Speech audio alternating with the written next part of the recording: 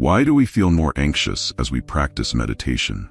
Welcome back, everyone, to Mind Podcast. In the endless flow of human existence, there may have been many times when you sat silently, reflecting and asking yourself why, despite all the effort you've put into practicing, the light of enlightenment still seems like a distant horizon. Have we lost our way even on the path we have chosen? Amidst the suffering and ignorance, could it be our own ego, invisible desires, or fear of facing the truth that is quietly binding us? Let's embark on a miraculous journey together, where we will explore the deep secrets of the soul. We will uncover the invisible obstacles hindering our progress in practice, and learn how to liberate ourselves from these bindings so that the path to enlightenment becomes clearer, guiding us to true peace and serenity. Why is our spiritual path not progressing as expected? There are 5 main reasons for this stagnation. First, each person carries karma from countless past lives, and the debts and grudges of our past lives continue to follow us, disturbing and hindering our spiritual practice. So, how can we make our journey back to heaven smoother and more favorable? The answer lies in changing our bad habits, restraining anger, and persevering in dedicating our merit. If we do not strive to change ourselves, no matter how much help we receive from our teacher, we will not be able to progress. The spiritual path is our own journey that each of us must walk alone. Our teacher will always be there to protect and guide us, but we must maintain a kind heart and always think positively. Practicing spirituality in the material world is challenging. A day consists of 8 hours of labor, but how many of us can dedicate even just 1 hour to spiritual cultivation? That is why progress in spiritual practice is very limited. Second, we often spend too much time looking outward but rarely turn inward for self-reflection. Life is full of joys, sorrows, worries, and countless troubles. By practicing according to the 3 jewels, maintaining a pure and clear mind, we can avoid disturbances from the external world.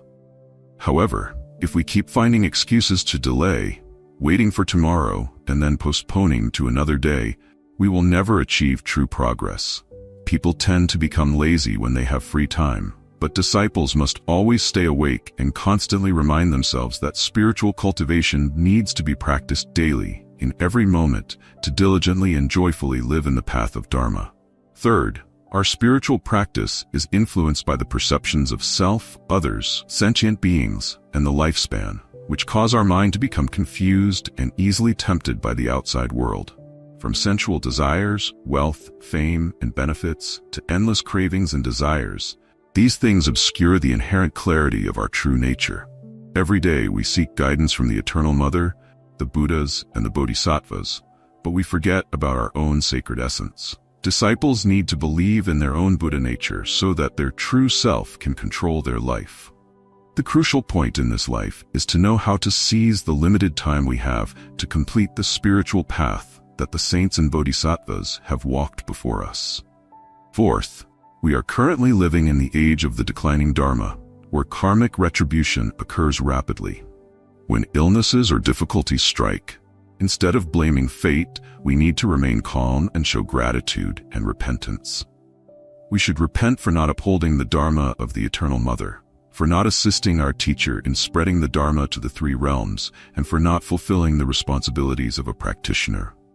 Repenting for our past actions is the way to open a path to salvation. Illnesses are also an opportunity to resolve our karma. If we sincerely repent, there will be a chance to be saved and recover. Always maintain a grateful heart. Some may ask, why do I still face illnesses and adversities despite seeking and practicing the Dharma? In reality, heaven has helped us a great deal. The severe suffering has already been lessened, we just don't realize it. Therefore, do not harbor resentment, but continue to strive diligently on the path of practice. Fifth, we have not yet fully implemented the key principle of spiritual cultivation, correcting bad habits and abandoning negative traits. We must take control of ourselves, not allowing desires and quick tempers to dominate us. Human desires are like the vast ocean, never satisfied. Life is filled with pursuits, and when we fail to achieve them, we experience suffering. However, everything we possess in life is temporary. Nothing is permanent except for our spiritual essence, which is the only thing that lasts forever. you are holding the opportunity to become a Buddha, so why not open your heart to receive it? Everyone knows the deep wounds hidden within themselves, and only the medicine of the soul can heal the illnesses of the mind. When your heart is upright, your mind will be peaceful. But when the mind is distorted, illnesses arise from these delusions. Bad habits are the greatest obstacles on the path to enlightenment. Look within, find the root of what is hindering you, for only when you fully understand these deep causes can you continue on the path without fear of losing your way.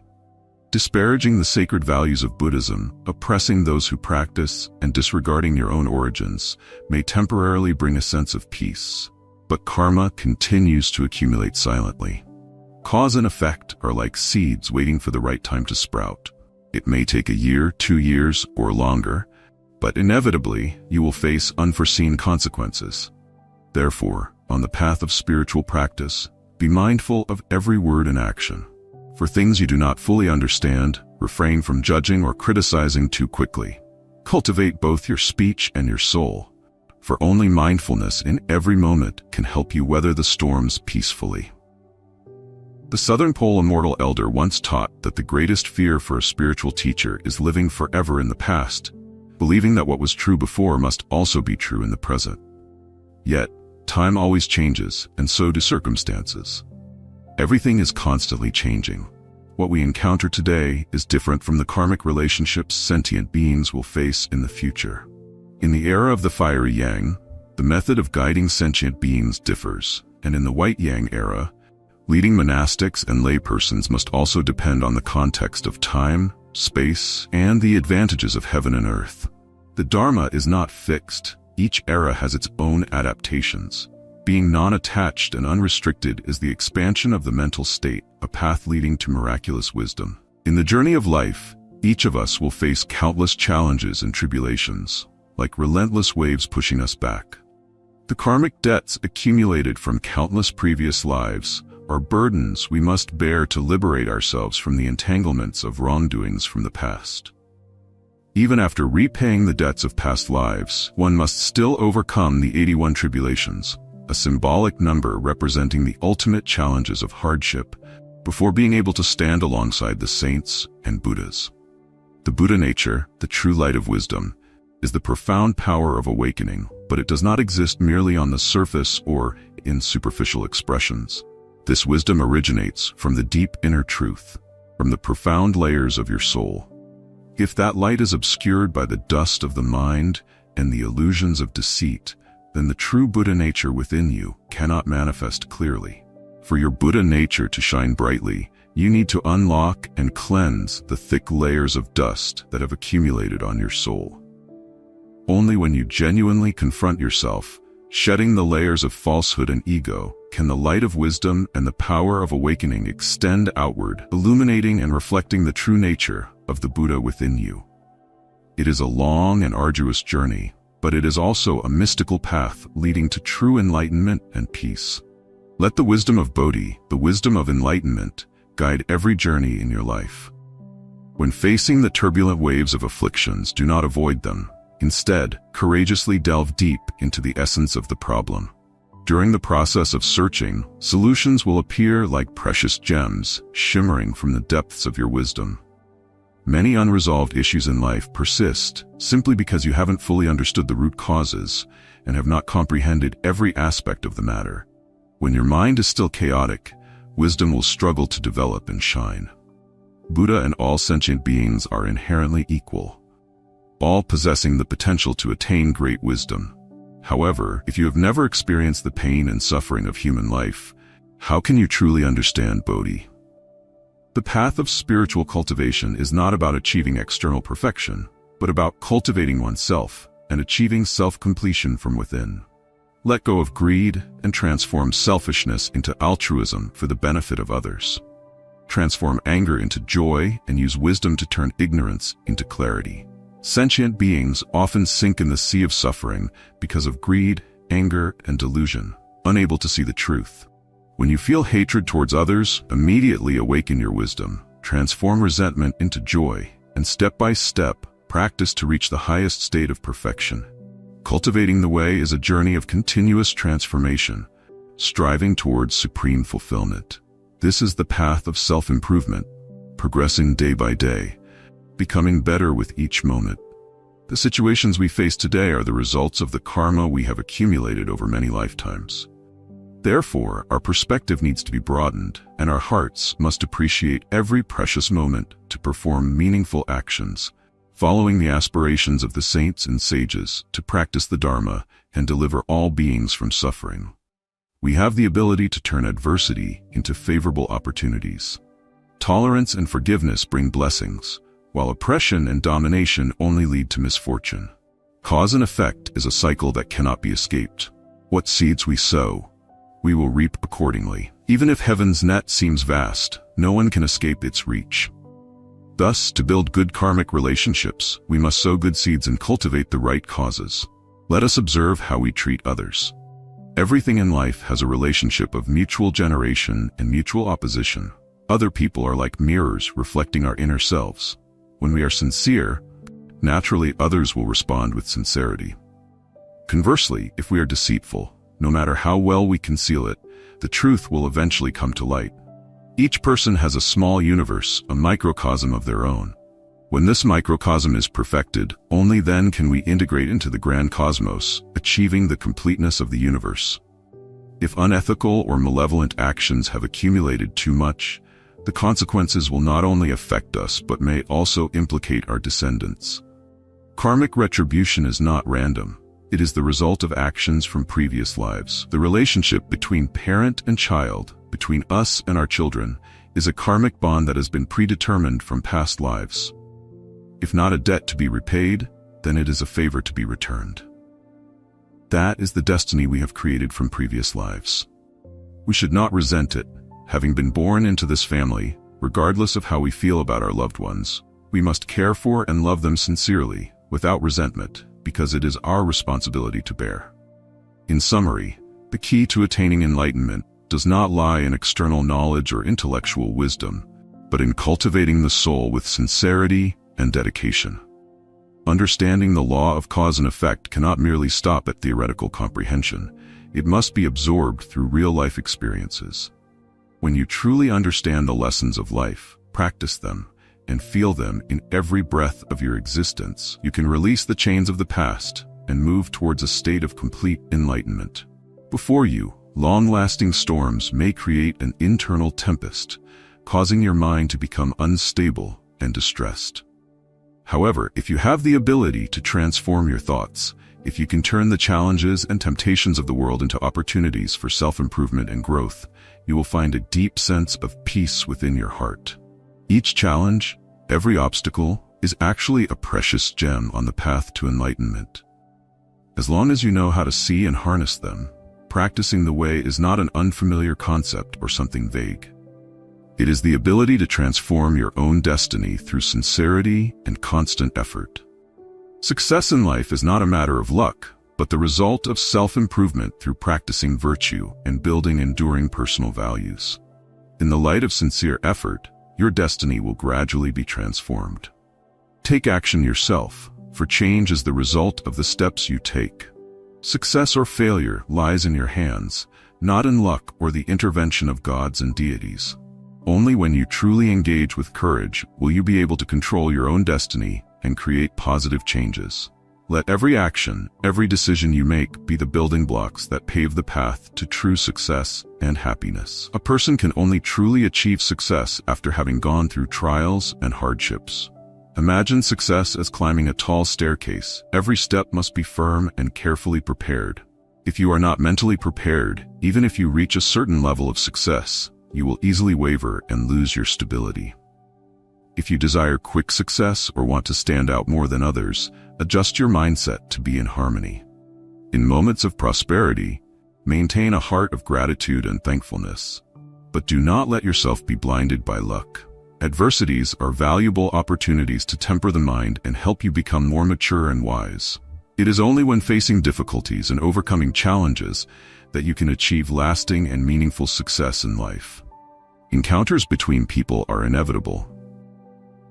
The moments of dissatisfaction and disagreements arise from the fact that each person's mind and thoughts carry distinct nuances, making it impossible to achieve complete harmony. Therefore, before expecting others to change, you must first adjust and perfect yourself. Only when you have cultivated your own soul and actions can you truly make a positive impact on those around you. The difficulties and challenges you face are not enemies, but rather crucial turning points for growth. These obstacles are indispensable steps on the path to self-improvement. When encountering life's trials, embrace them with a joyful and calm mind. The laws of life are never fixed, and neither are the challenges. Each challenge carries its own nuance and meaning, so you must accept them with patience and tranquility. Each of us carries within ourselves obstacles and challenges, burdens that may have silently settled deep in our hearts for a long time. However, as long as you remain resilient and courageous, standing up with sincere gratitude towards yourself, towards heaven and earth, and towards what your parents have given you, the path ahead will gradually open up, shining brightly and beautifully. Those who have ventured into the darkest days and experienced suffering are the ones who can truly appreciate the value of light and peace. In moments of hardship, you must display absolute courage and determination. Never stop breaking through your own limits and reaching for new horizons. Once you have set your goals, persevere with sincerity, because as the ancients have taught, sincerity makes things come true. When you are sincere and full of passion, the universe will not let you down. Time waits for no one. Therefore, we cannot stand still while life continues to flow forward, no matter how many thorns and challenges lie ahead on the path. We must keep moving forward, not letting precious moments pass by without leaving behind something of value. Every moment is an opportunity to create goodness, to turn each step into a part of a great journey. To understand why our path of spiritual practice often encounters difficulties and challenges, we need to deeply examine the nature of spiritual cultivation and the factors affecting this process. Spiritual cultivation is not merely a series of external actions such as performing rituals or practicing specific methods. In reality, it is a journey of transformation from the depths of the soul, a genuine awakening that we must undergo to reach true understanding and liberation. The essence of spiritual practice lies in transforming darkness into light, negative elements into positive ones, and inner obstacles into internal strength. This requires patience and consistency because each step forward on this path can bring new challenges. Only when we truly understand and overcome these inner obstacles can the path of spiritual cultivation become clear, leading us to true peace and liberation. When we begin the journey of spiritual cultivation, the road is often filled with thorns and trials.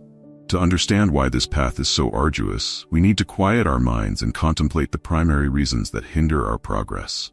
Below are 4 fundamental causes, like hidden traps, making our journey of cultivation more difficult than ever. 1. Attachment to the ego. This is the root cause.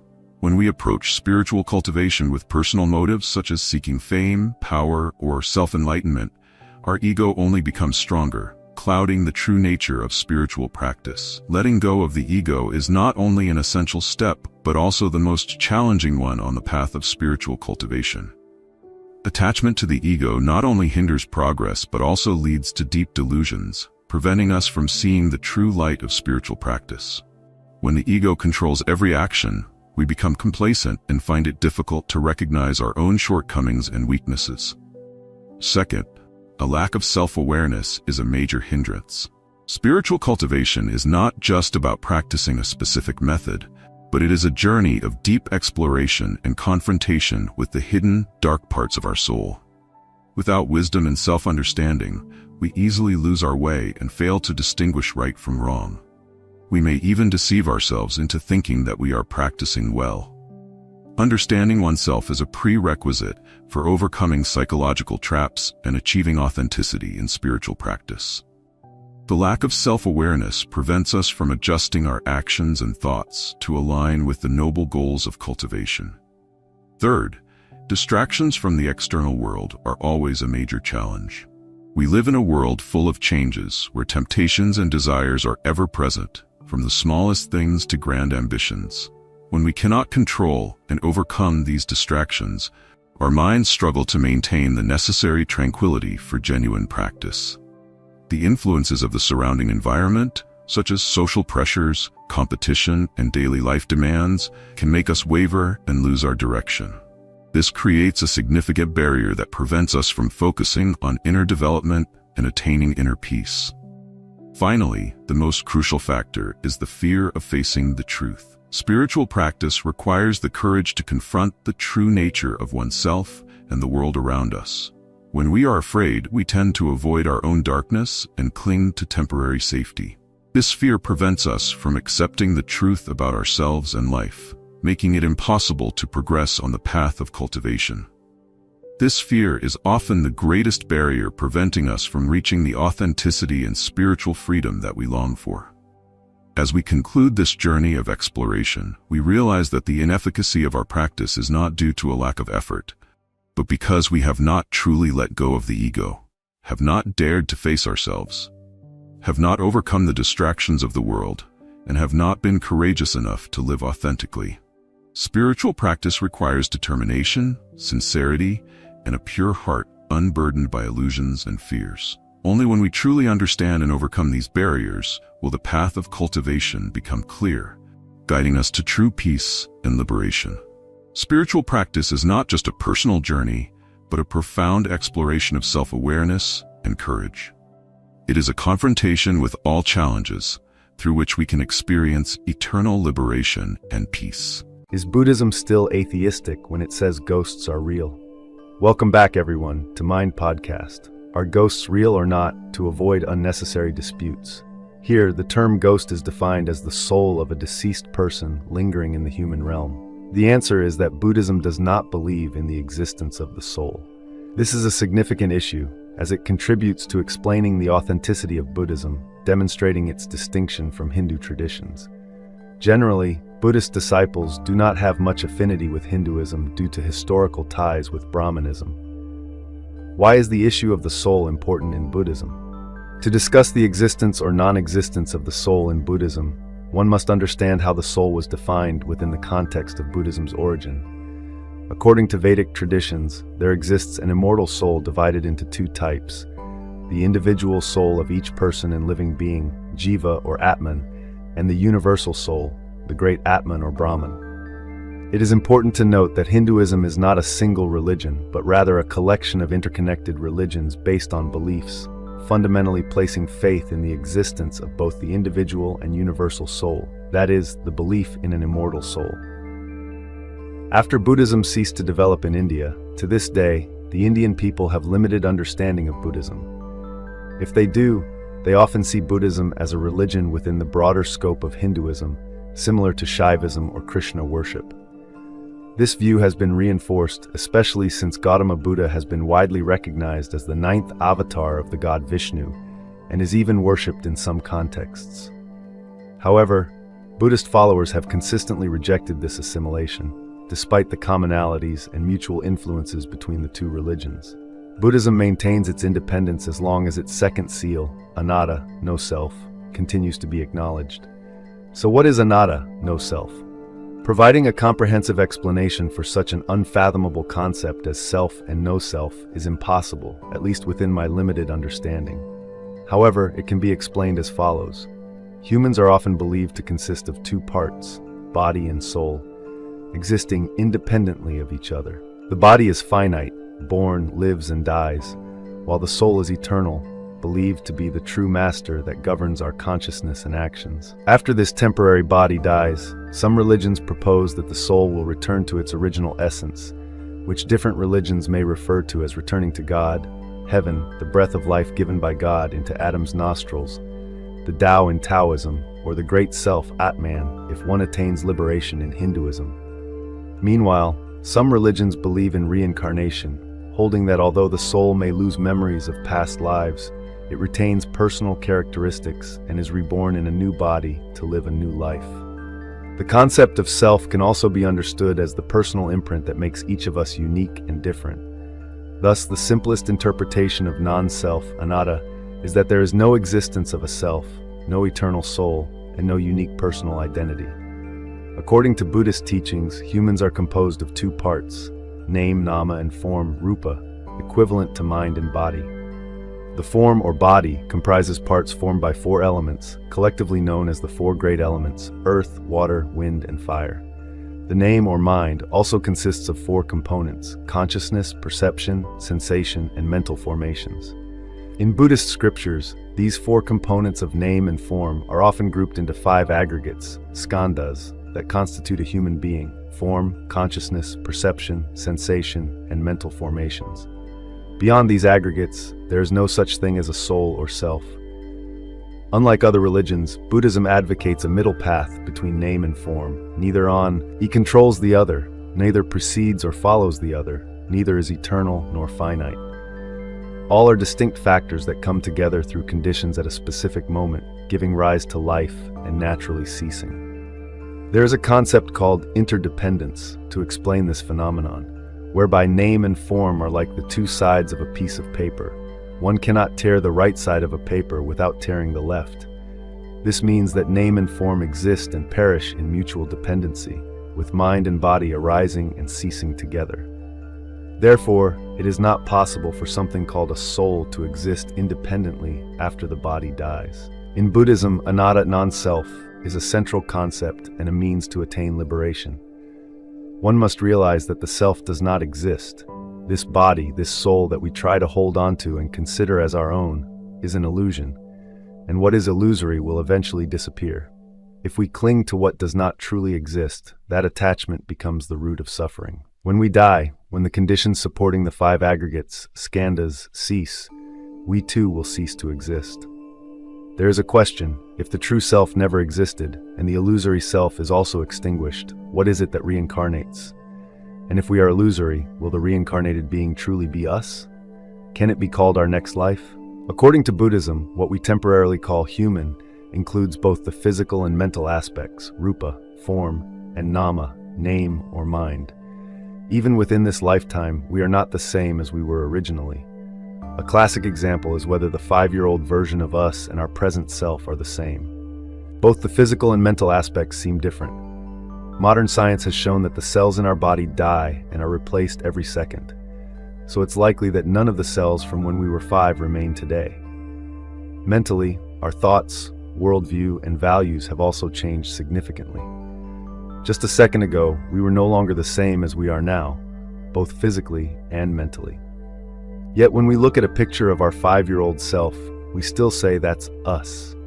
This is because each second we change, but the changes happen gradually and not all at once, so most of the elements remain to affirm our sense of self. More importantly, our present self is the cause of ourself in the next moment and is the effect of the previous moment. This process occurs slowly, continuously, and without interruption.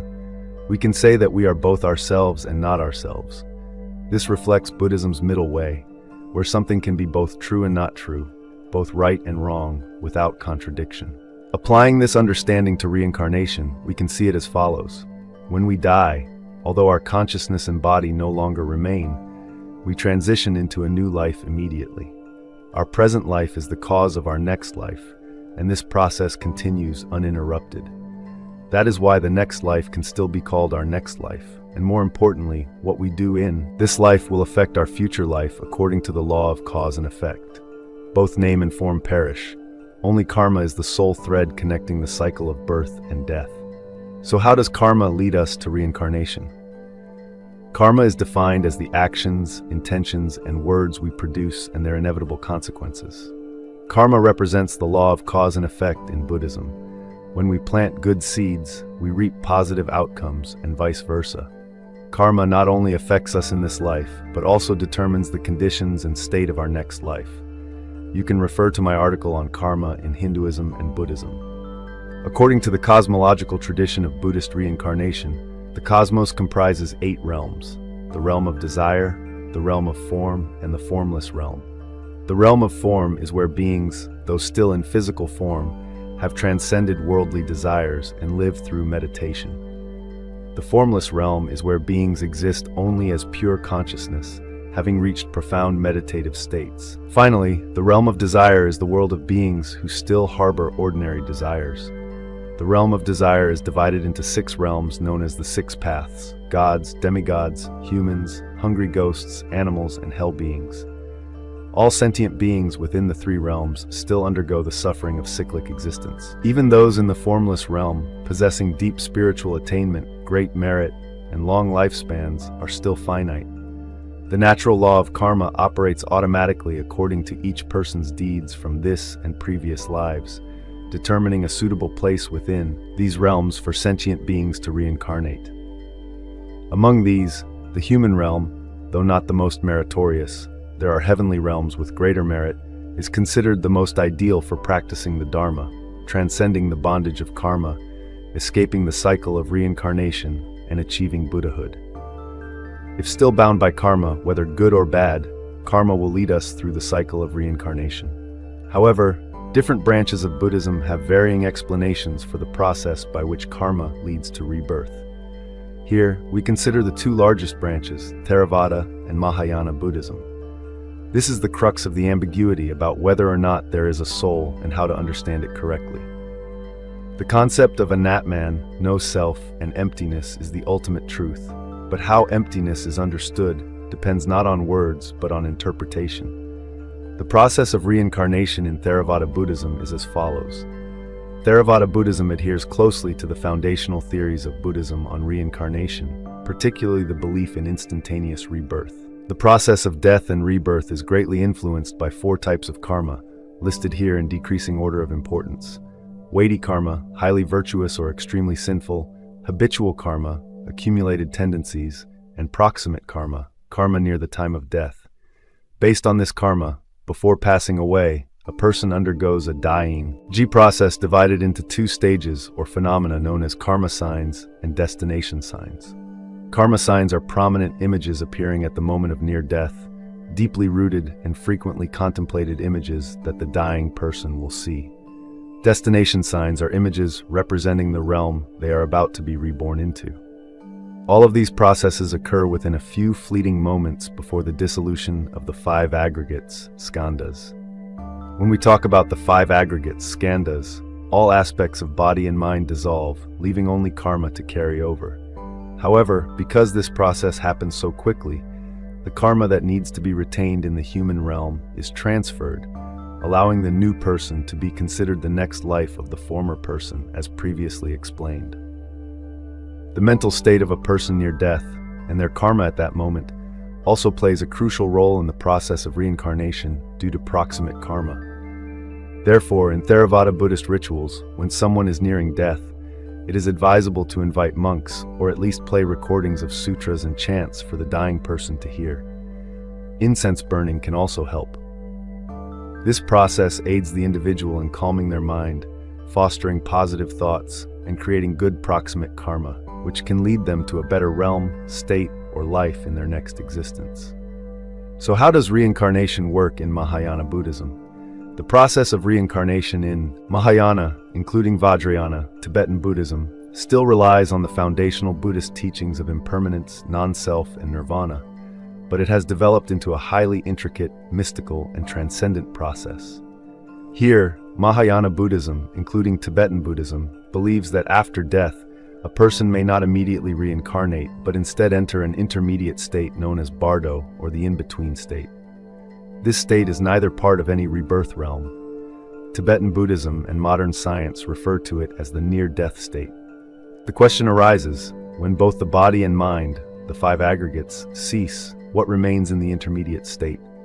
In Mahayana Buddhism, the theory of the 5 aggregates was further developed to show that after death, one aggregate, or more precisely, a part of one aggregate, still exists. This is the 8th consciousness, known as alaya vijnana, or store consciousness. The alaya vijnana is what exists in the intermediate state and reincarnates when the conditions are right. To clarify the alaya vijnana, we must revisit the 5 aggregates. The 5 aggregates encompass all aspects of a person's being, including the physical body, which is called the form aggregate, rupa skandha, and the psychological aspects divided into 4 additional aggregates: consciousness, perception, feeling, and mental formations. The consciousness aggregate is further divided in Theravada Buddhism into 6 consciousnesses: visual consciousness, from the eyes; auditory consciousness, from the ears; olfactory consciousness, from the nose; gustatory consciousness, from the tongue; tactile consciousness, from the body; and mental consciousness, from the mind. Mahayana Buddhism adds 2 more consciousnesses, making a total of 8, including the manas consciousness, ego-grasping consciousness, and the alaya consciousness, store consciousness. The alaya consciousness encompasses a vast field in Yogacara, consciousness-only studies, but here we'll focus only on its relevance to reincarnation. The alaya consciousness has 3 functions: storage, preservation, and transformation. It contains both nama, name or mind, and rupa, form, representing all things. The alaya consciousness not only contains all of our karma, but also preserves it and nurtures karma in the form of seeds, always ready to ripen into results when the appropriate conditions are met. Because of its role in encompassing all karma, alaya consciousness is also known as karma consciousness. After a person dies, the 5 aggregates dissolve, leaving only the karma consciousness.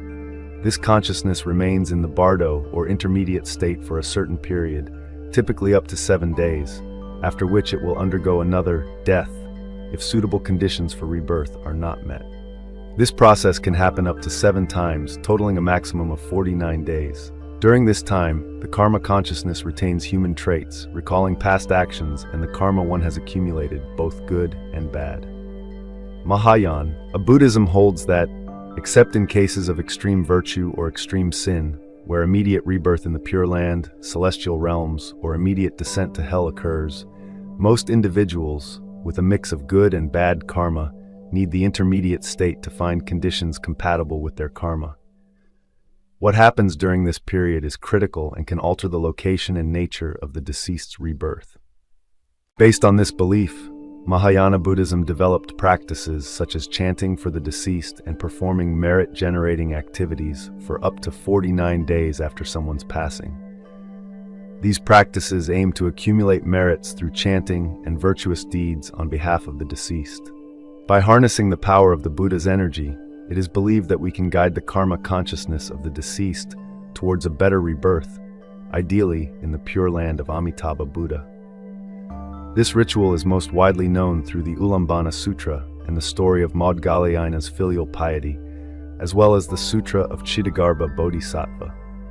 It is important to note, however, that external assistance is only partially effective.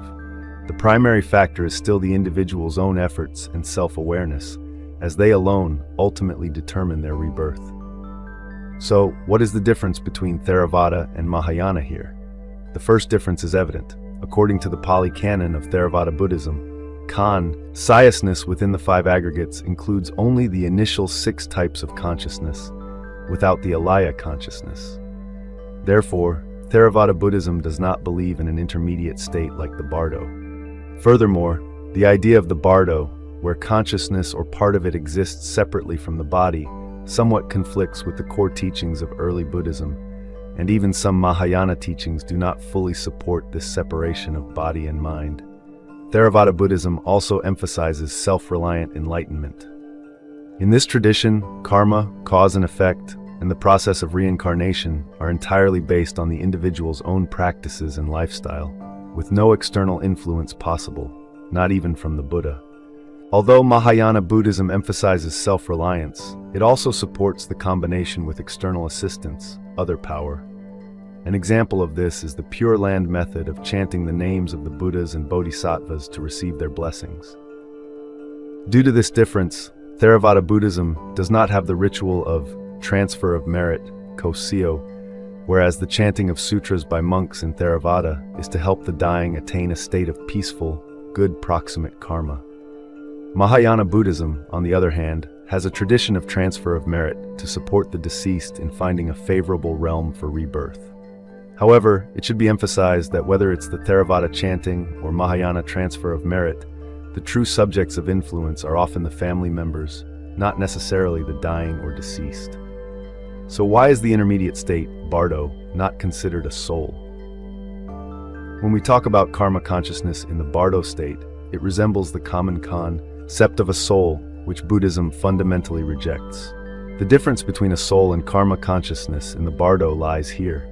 The soul, as typically understood by non-Buddhist beliefs, is eternal and the master of the body, existing forever. However, in Mahayana Buddhism, karma consciousness is always in flux. Even in the Bardo, the consciousness and mind preparing for reincarnation do not retain any rigid, fixed traits. Karma consciousness only appears to be immortal because it flows in a continuous stream. Buddhism calls this phenomenon streaming, like a river whose water is always changing. The water now is not the same as a moment before, yet we temporarily view it as a single continuous flow.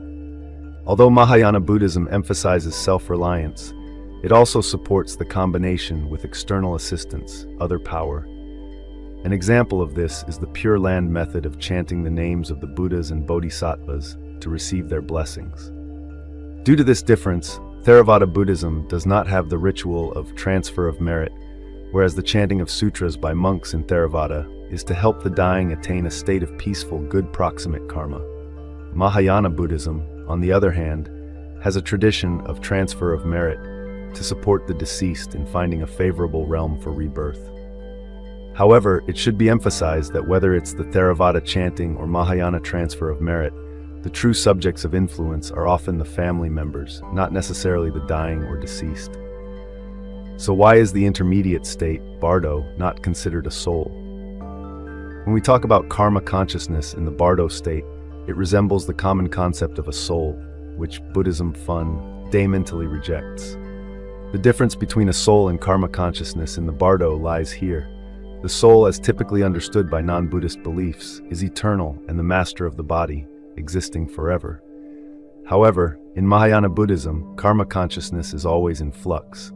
Even in the Bardo, the consciousness and mind preparing for reincarnation do not retain any rigid, fixed traits. Karma consciousness only appears to be immortal because it flows in a continuous stream.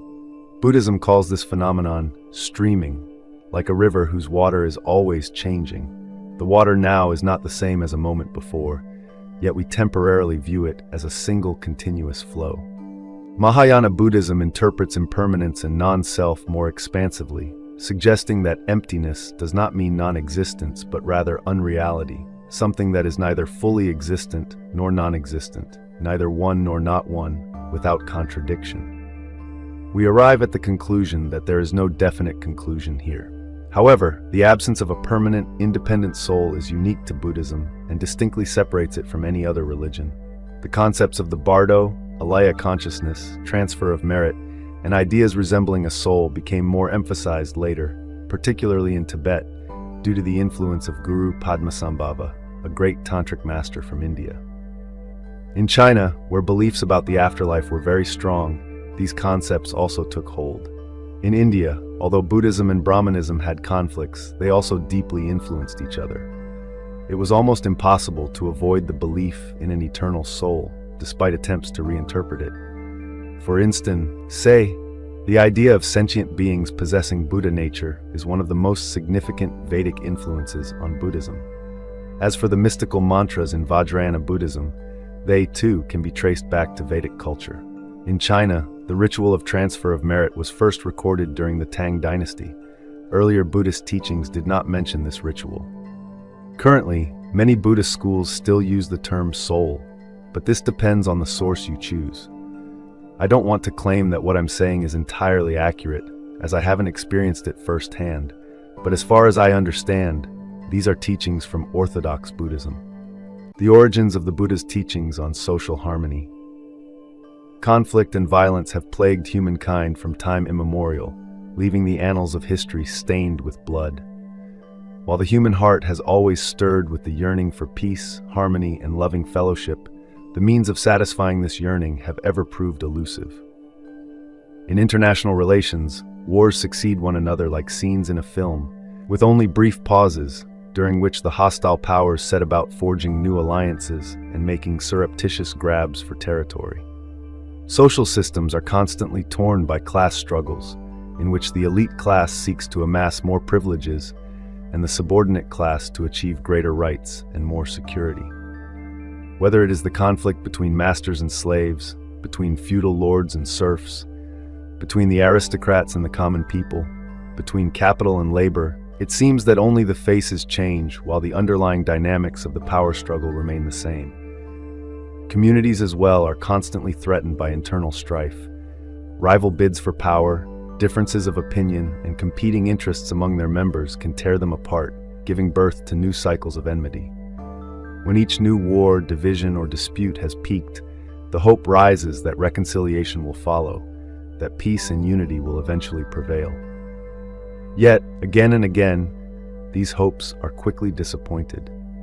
A moving passage in the scriptures of early Buddhism testifies to this disparity between our aspirations for peace and the stark reality of perpetual conflict. On one occasion, it is said Sakka, the ruler of the gods, visited the Buddha and asked the anguished question, "Why is it that when people wish to live in peace, without hatred or enmity, they are everywhere embroiled in hatred and enmity?" The same question rings down the ages, and it could be asked with equal urgency about many trouble spots in today's world.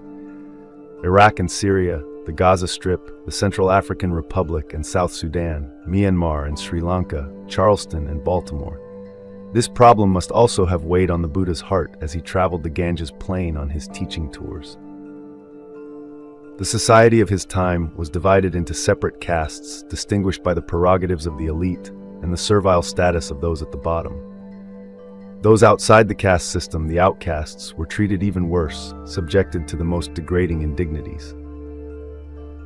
The political landscape, too, was changing, as monarchies led by ambitious kings rose from the ashes of the older tribal states and embarked on military campaigns intended to expand their domains. Within the courts, personal rivalries among those hungry for power were bitter. Even the spiritual communities of the time were not immune to conflict. Philosophers and ascetics, proud of their theories, sparred with each other in passionate debates, each seeking to defeat their rivals and swell the ranks of their followers. In a deeply moving poem in the Sutta, the Buddha gives voice to the feeling of vertigo such violence had produced in him. Perhaps soon after he left Kapilavatthu and witnessed firsthand the world outside his native land.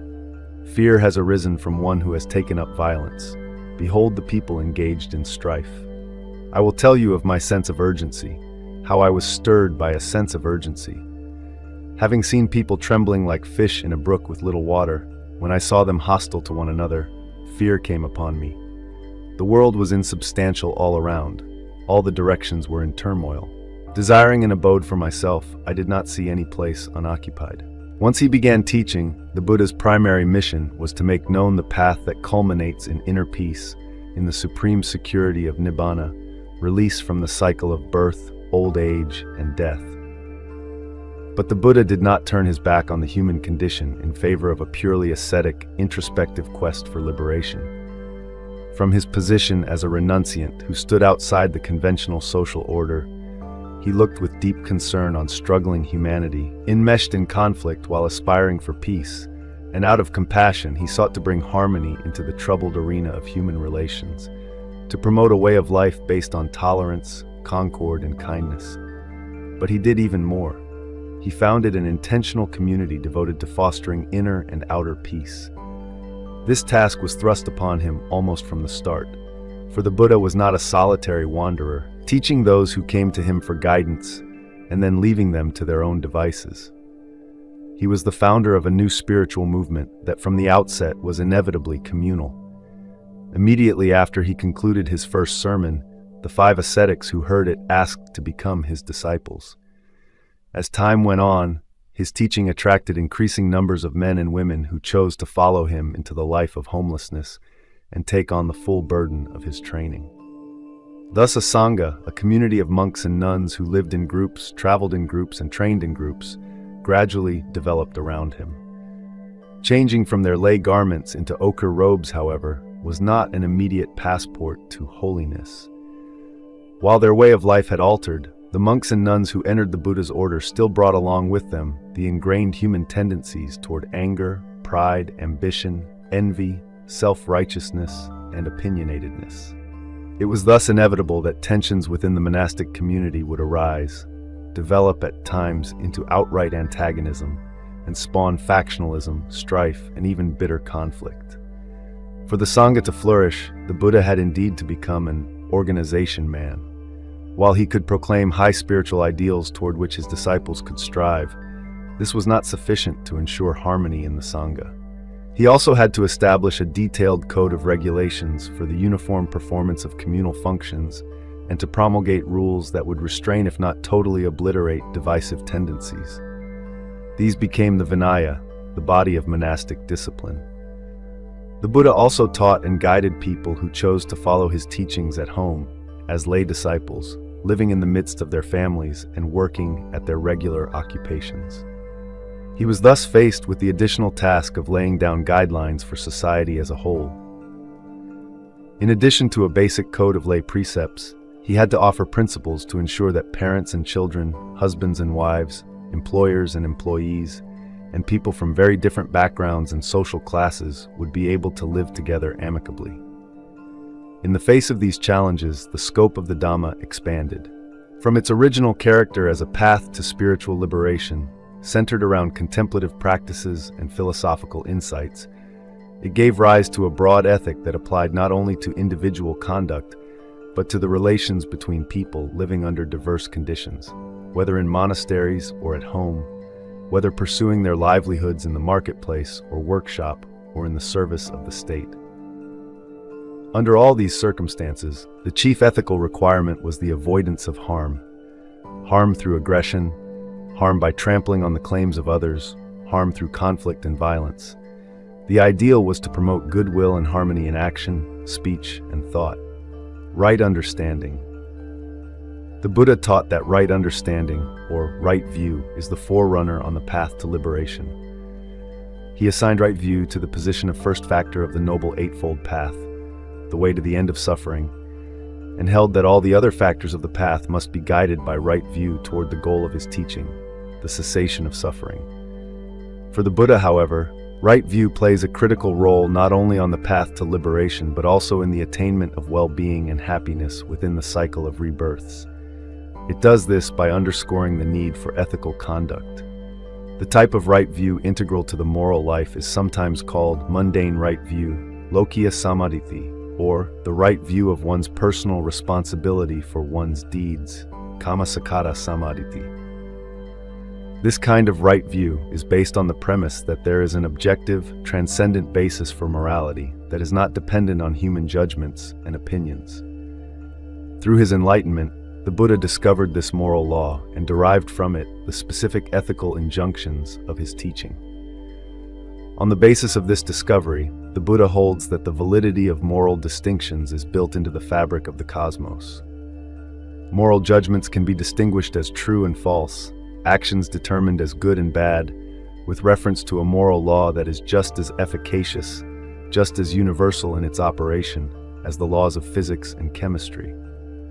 As moral agents, therefore, we cannot justify our actions simply by appeal to personal preferences, nor can we expect following our preferences to secure our well-being. Rather, to achieve true well-being, we must act in conformity with the moral law, which is the Dhamma itself, the fundamental principle of truth and goodness that abides whether or not Buddhas discover it and reveal it. Right view affirms that our morally significant actions have consequences that can bring us either happiness or misery. Our deeds create karma, a force with the potential to produce results that correspond to the ethical quality of the original action. Karma brings forth fruits, retributive consequences that reflect the actions from which they spring. The basic principle that underlies the working of karma is that good deeds bring desirable fruits, conducing to good fortune and happiness, while evil deeds bring undesirable fruits, leading to misfortune and suffering. Thus, the results of our volitional deeds are not limited to their immediately visible effects, those that spring from purely naturalistic chains of causation. There is an invisible principle of moral causation operating behind the scenes such that, with the passage of time, whether long or short, our actions eventually return to us and determine our destiny in this life and in future lives. The Buddha contrasts right view of the efficacy of karma with three types of wrong view that were promulgated by iconoclastic thinkers of his age. One type of wrong view, called the doctrine of moral nihilism, nathikavada, denies personal survival beyond death and says that there are no fruits of our good and bad deeds. At death, both the foolish and the wise are utterly annihilated, leaving behind only a physical corpse. A second kind of wrong view, called the doctrine of non-doing, Vada, denies that there is a valid basis for making moral distinctions. Those who engage in such horrific deeds as slaughtering and tormenting others cannot be said to be doing wrong. Those who give generously and protect the helpless cannot be said to be acting rightly. The distinction between evil deeds and meritorious deeds is a human fabrication, purely subjective, and thus moral judgments are mere projections of personal opinions. The third type of wrong view, called the doctrine of non-causality, Vada, proclaims that there is no cause or reason for the defilement of beings and no cause or reason for the purification of beings. Beings are defiled and purified without any cause. They do not have moral agency, the capacity to determine their own destiny, but are compelled to act as they do by fate, circumstance, and nature. The Buddha expounded his conception of right view as the response to these three types of wrong view. He taught that personal identity survives bodily death, and the form we assume in each existence is determined by our karma. Living beings pass through a beginningless series of rebirths in the course of which they reap the fruits of their good and bad deeds. The fact that our own deeds return to us thus provides a strong incentive to abstain from evil and pursue the good. In contrast to the doctrine of non-doing, the Buddha held that moral judgments are not arbitrary. They have an objective basis, so that certain actions, such as killing and stealing, can be rightly described as evil, while other types of conduct, such as giving and moral restraint, can be rightly described as good. And the Buddha held that there are indeed causes for the defilement and purification of beings. People are not driven helplessly by fate, but have the capacity for self-determination. Through heedlessness, we defile ourselves, and by diligent effort, we can purify ourselves. The determinants of our destiny lie within ourselves and are subject to our own volitional control. Harmony in any community, whether a small group or a whole society, depends on a shared commitment to ethical conduct. While there can be harmony among thieves, such harmony can only last as long as the thieves are honest with each other. And for this reason, the unity of such groups generally turns out to be short-lived. As philosophers have long recognized, true community depends on a shared commitment to virtue. Since the Buddha held that ethical conduct rests on a foundation of right view, it follows that a modicum of right understanding is critical to fostering a harmonious community. In the present age, however, when the critical method of science has given rise to skepticism about conscious survival of death, it would be presumptuous to insist that a full acceptance of right view as taught by the Buddha is necessary as a foundation for social harmony. It seems, though, that social harmony requires, at minimum, that the members of any group share the conviction that there are objective standards for distinguishing between good and bad conduct, and that there are benefits for the group and its individual members in avoiding the types of behavior generally considered bad, and in living according to standards generally considered good. Several texts testify that the Buddha himself seems to have recognized that morality can be established on the basis of self-reflection and ethical reasoning without requiring a belief in personal survival of death. Right view comes first. Monks, right view comes first. And how does right view come first? One understands wrong view as wrong view and right view as right view. This is one's right view. And what is wrong view? There is nothing given, nothing sacrificed, nothing offered. There is no fruit or result of good and bad actions. There is no this world, no other world. There is no mother, no father. There are no beings spontaneously reborn. There are in the world no ascetics and Brahmins of right conduct and right practice who, having realized this world and the other world for themselves by direct knowledge, make them known to others. This is wrong view. And what is right view? Right view, I say, is twofold. There is right view that is affected by influxes, partaking of merit, ripening in the acquisitions, and there is right view that is noble, free of influxes, supramundane, a factor of the path. And what is right view that is subject to the influxes, partaking of merit, ripening in the acquisitions? There is what is given, sacrificed and offered. There is fruit and result of good and bad actions. There is this world and the other world. there is mother and father, there are beings spontaneously reborn. There are in the world ascetics and Brahmins of right conduct and right practice, who, having realized this world and the other world for themselves by direct knowledge, make them known to others. This is right view that is subject to the influxes, partaking of merit, ripening in the acquisitions. And what is right view that is noble, free of influxes, supramundane, a factor of the path? The wisdom, the faculty of wisdom, the power of wisdom, the investigation of states enlightenment factor, the path factor of right view in one whose mind is noble, whose mind is without influxes, who possesses the noble path and is developing the noble path. This is right view that is noble, free of influxes, supramundane, a factor of the path. One makes an effort to abandon wrong view and to enter upon right view. This is one's right effort. Mindfully one abandons wrong view. Mindfully one enters upon and abides in right view. This is one's right mindfulness. Thus these three states run and circle around right view. That is, right view, right effort, and right mindfulness. Understanding the unwholesome and the wholesome. The Venerable Sariputta said, "When, friends, a noble disciple understands the unwholesome and the root of the unwholesome, the wholesome and the root of the wholesome, in that way he is one of right view, whose view is straight, who has perfect confidence in the Dhamma and has arrived at this true Dhamma." And what, friends, is the unwholesome? What is the root of the unwholesome? What is the wholesome? What is the root of the wholesome? The destruction of life is unwholesome. Taking what is not given is unwholesome. Sexual misconduct is unwholesome. False speech is unwholesome. Divisive speech is unwholesome. Harsh speech is unwholesome. Idle chatter is unwholesome. Covetousness is unwholesome. Ill will is unwholesome. Wrong view is unwholesome. This is called the unwholesome. And what is the root of the unwholesome? Greed is a root of the unwholesome. Hatred is a root of the unwholesome. Delusion is a root of the unwholesome. This is called the root of the unwholesome. And what is the wholesome? Abstention from the destruction of life is wholesome. Abstention from taking what is not given is wholesome. Abstention from sexual misconduct is wholesome. Abstention from false speech is wholesome. Abstention from divisive speech is wholesome. Abstention from harsh speech is wholesome. Abstention from idle chatter is wholesome. Non-covetousness is wholesome. Benevolence is wholesome. Right view is wholesome. This is called the wholesome. And what is the root of the wholesome? Non-greed is a root of the wholesome. Non-hatred is a root of the wholesome. Non-delusion is a root of the wholesome. This is called the root of the wholesome. A miscellany on Kama. The Buddha is addressing the monks.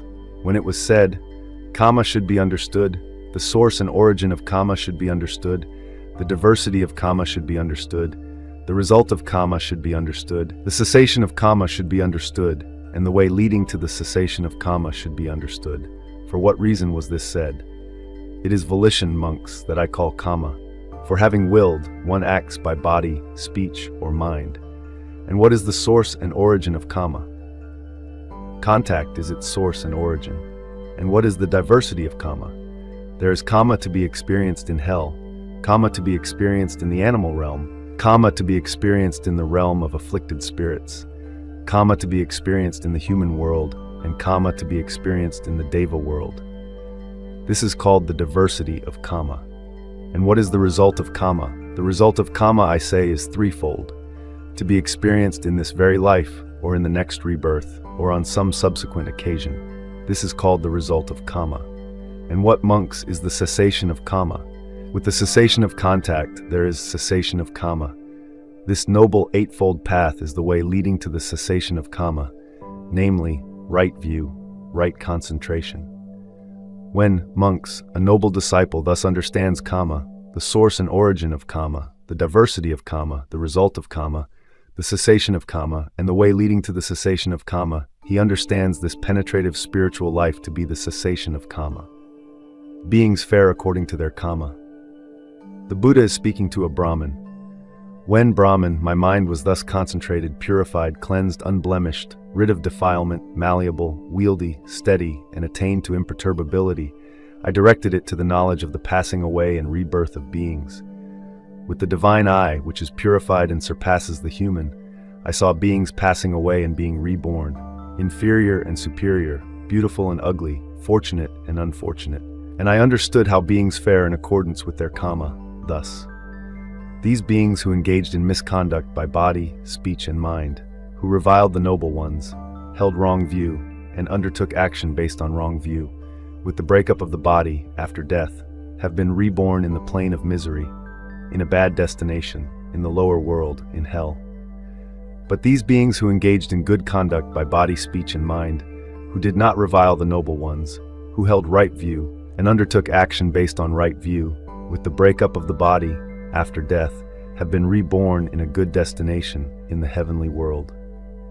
Thus, with the divine eye, which is purified and surpasses the human, I saw beings passing away and being reborn, inferior and superior, beautiful and ugly, fortunate and unfortunate, and I understood how beings fare in accordance with their karma. This was the second clear knowledge attained by me in the middle watch of the night. Ignorance was dispelled, clear knowledge had arisen, darkness was dispelled, light had arisen, as happens when one dwells heedful, ardent, and resolute. This, Brahman, was my second breaking out, like that of the chick breaking out of the eggshell.